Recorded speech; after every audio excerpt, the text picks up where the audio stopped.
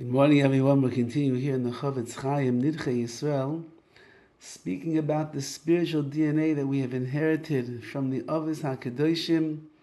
We spoke yesterday about Avram Avinu and all of his Mesiras Nefesh, his tremendous self-sacrifice for the sake of HaKadosh Baruch Hu. And we have to know that that's all inside of us. V'chein hamida azos neheges b'chol dor v'dor.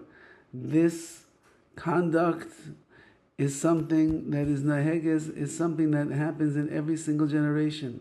B'chol ish v'ish, in every single person. Keshu mischazek leilech b'derech Hashem, when a person strengthens themselves to go in the way of Hashem, lishmor toirasa mitzvosov, in order to guard his Torah and his mitzvos.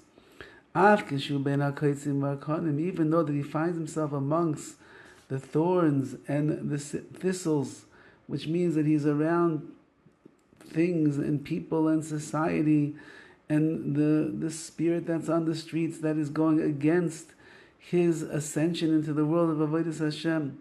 But this person stands strong and doesn't divert himself from the pathway of truth. His level goes up very high and lofty. And HaKadosh Baruch Hu will be a protector and a refuge for this person here in this world and the world to come.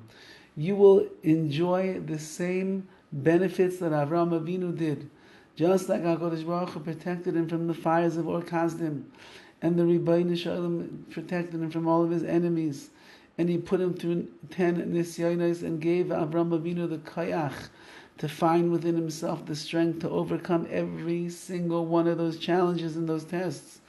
And Avram Avinu has a son after so many years named Yitzchak, and that becomes his progeny from which all of Klal Yisrael will come from.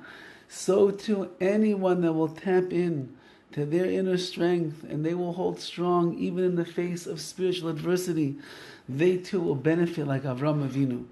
We find similarly in the words of Yecheskel, Shenemar, it says over there, V'akahanim, Haleviim b'nei Tzadok, the Kahanim and the Leviim, the sons of Tzadok, Asher Shomras Mishmeres Migdashi, who observed and the sanctity of my Migdash, B'itzios b'nei Yisrael me'olai, at a time when the children of Israel were drifting from me.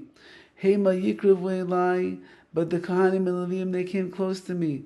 L'shaseni, to serve me. Va'omdu lefanai, and they stood in front of me. La'akriv li chelev v'dam nu'um Hashem Elokim. They stood in front of me and they brought these sacrifices of the fats and the blood and the animals to serve me, says HaKadosh Baruch Hu. So even though the Jewish people were going astray, the Leviim and the Kahanim, they didn't stop. Ukvar Amru Chazal, and Chazal teach us Lafum Tzara Agra, as we know the famous Mishnah in Pirkei Avos, according to the amount of energy that one expends, according to the Mesiras Nefesh, the sacrifice that they make, Agra, that will be the reward. V'chein mashma ba'avis the Rabbi Nosson, it says, Shem mitzvah achas, sha'adam oiseh, ayidei tzar. One mitzvah that a person does through tzar, through difficulty, and let's call it pain, and real Mesiras Nefesh, shekula k'mei mitzvah she'oiseh shelo b'tzar. It is equivalent to 100 mitzvahs that were done without enduring any suffering, without any difficulty and pain. One mitzvah that a person does b'tzar, it hurts. I have to push. There's difficulty involved. It's worth 100 times more than a regular mitzvah that a person does. And therefore, says the Chavetz Chaim, if you're living in such a generation where you have left the hub of Yiddishkeit in Europe, and you find yourself in a far-off land like America, and all the Yidden that are around you, they're going away, farther and farther and farther away from observance, from Yiddishkeit, from mitzvahs, from kashrus, from Shabbos, from tefillin, from Shmiras HaMitzvahs and the like, and you're mechazik yourself, and you strengthen yourself, you have to know the tremendous amounts of reward you're going to receive.